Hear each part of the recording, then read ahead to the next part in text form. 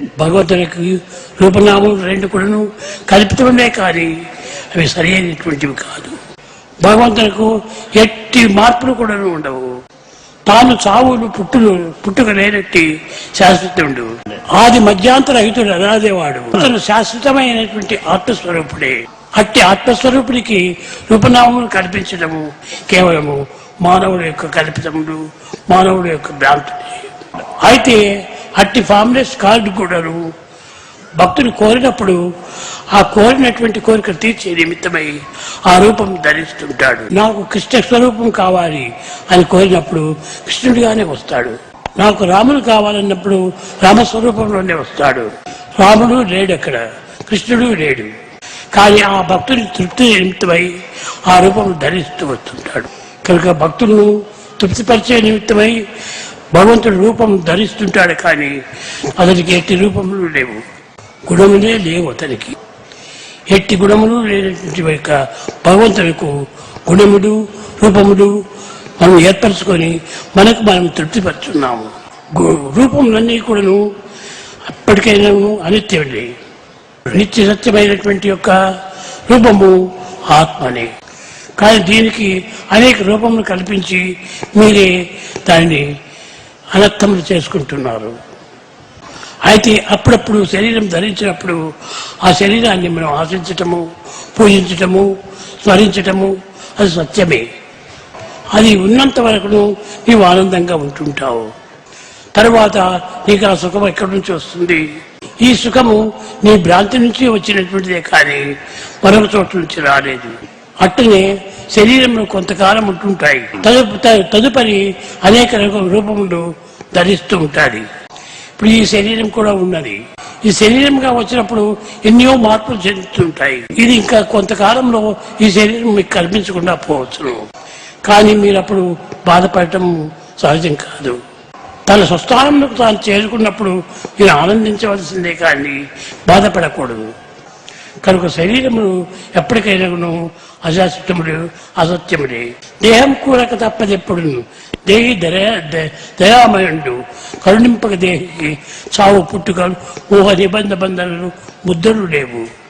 కనుక మీరు ఎప్పుడు కూడా దేహాన్ని మీరు పెద్దదిగా శాశ్వతంగా భావించరాదు.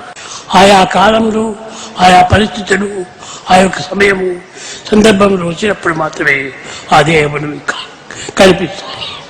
ఆ కాలం వచ్చినప్పటికీ తిరిగి ఆ యొక్క దేహములు కానీ ఆ యొక్క అనుభవములు కానీ ఏమాత్రం కూడా ఉండవు. కనుక మీరు దేహాన్ని సత్యమని భావించుకొని ఆ కృష్ణుడే కావాలి.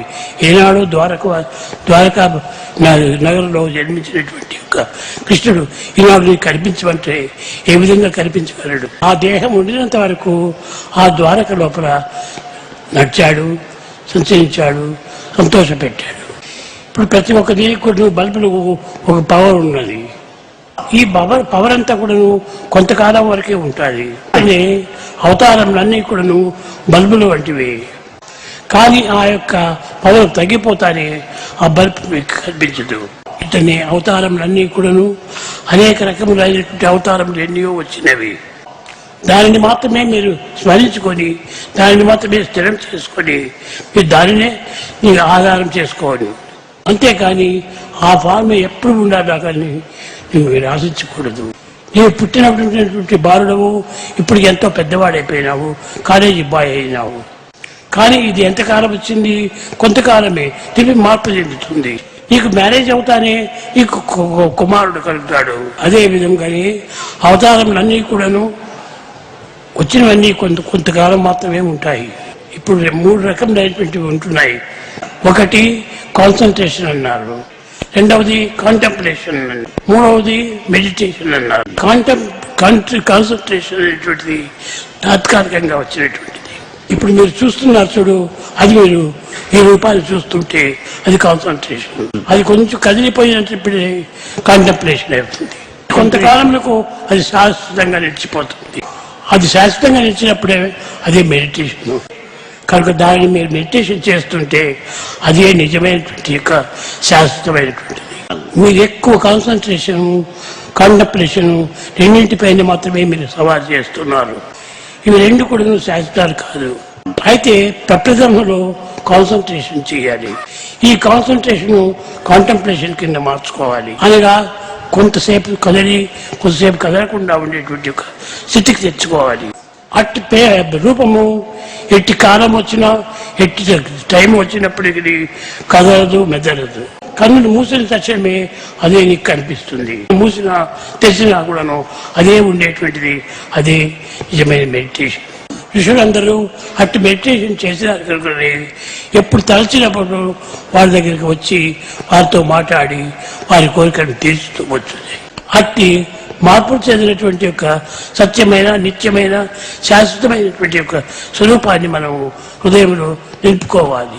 ఏ రూపమైనా సరే మీరు దానిని ఇదే అది అని రాముడే, కృష్ణుడే, సాయిబాబానే అని భేదములు పెట్టుకోకండి. ఈ రూపములన్నీ కూడా మారుతూనే ఉంటాయి. కనుక మనము నిరంతరం కూడా ఎప్పుడూ మెడిటేషన్ చేస్తాము అని అనుకోకూడదు. కూర్చొని కళ్ళు మూసుకుంటారు మెడిటేషన్ అంటాడు. అది మెడిటేషన్ కాదు. ఒకవేళ నీవు థింక్ చేయొచ్చును, కానీ అది చలించేటువంటి యొక్క మనసు ఒక స్థిరముగా ఉండేటువంటి దానిని నువ్వు మెడిటేషన్ అని చెప్పాలి. చలించేటువంటి దానిని మెడిటేషన్ అంటారు. అది కాంటెంప్లేషన్.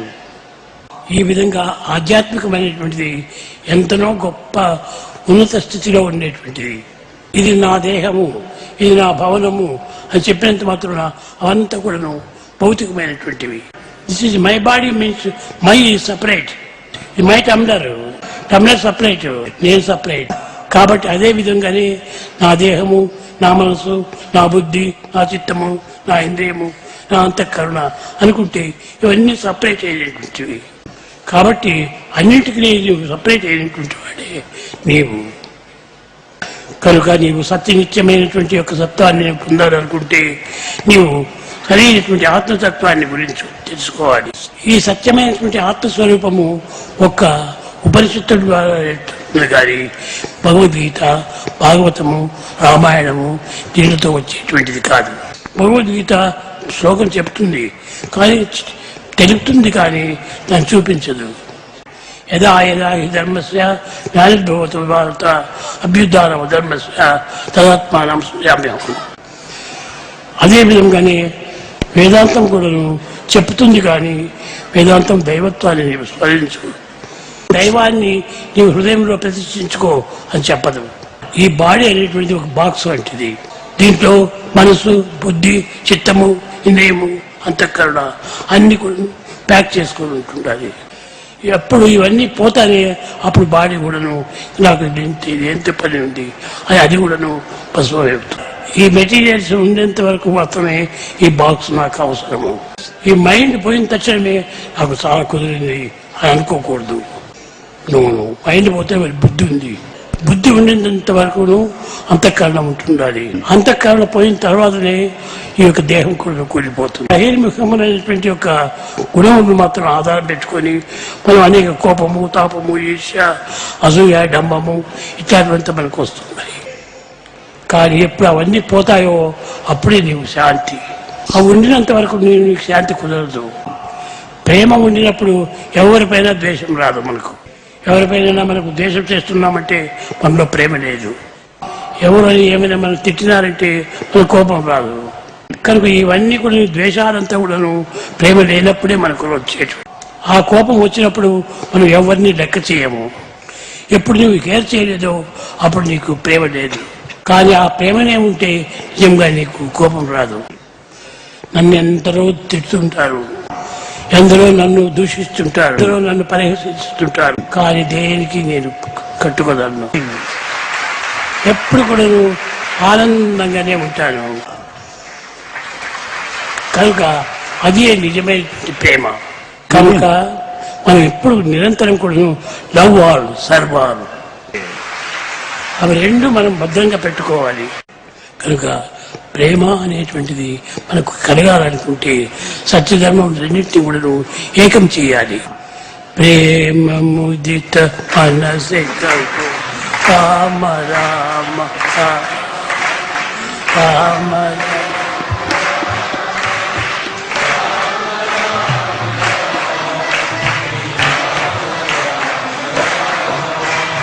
ప్రేమ ముదిత మనసే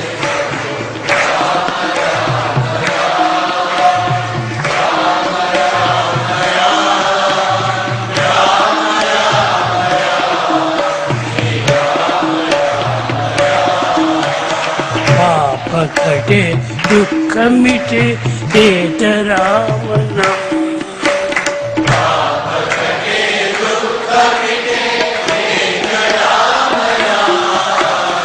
భవ సముద్ర సుఖదన ఏక రామన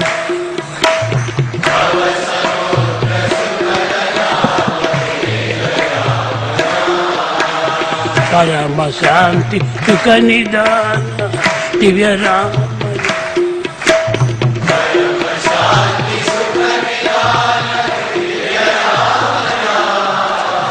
निराधार को आधार एक रामन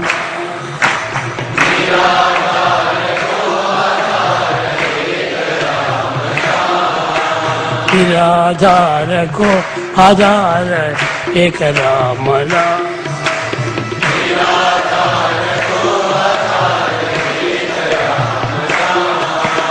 राम राम राम राम राम राम राम राम श्री राम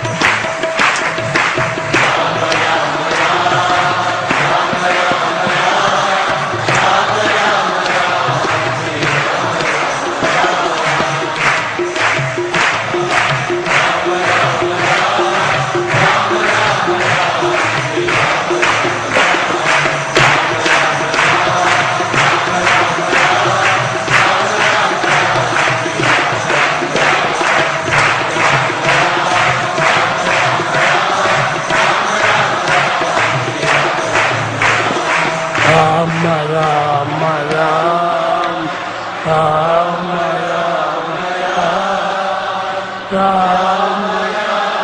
राम श्री राम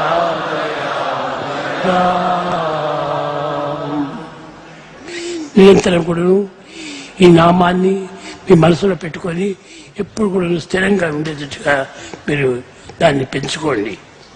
కాంటెంప్లేషన్ కాదు, మెడిటేషన్ చేయడం. అది ప్రేమతో మీరు మెడిటేషన్ చేయాలి. లవ్ లేకపోతే ఇవి రెండు కూడా నిల్చోవు కదా. కనుక అట్టి పర్మనెంట్గా ఉండడానికి ఆ ప్రేమ ధర్మము రెండింటిని కూడా ఏకం చేసుకొని నిజంగా ప్రేమను మనం పెంచుకోవాలి.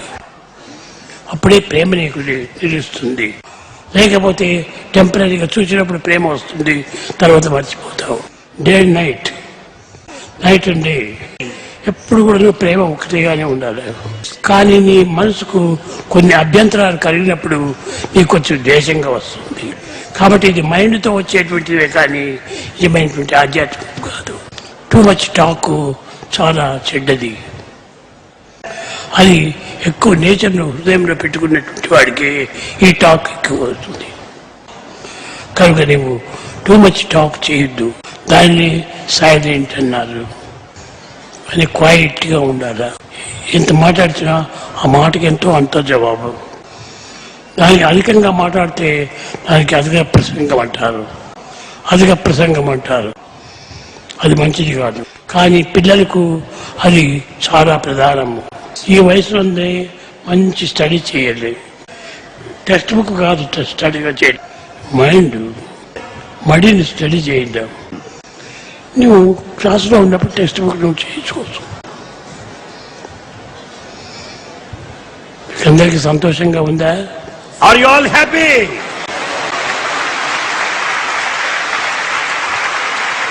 Be always happy, happy, happy, happy.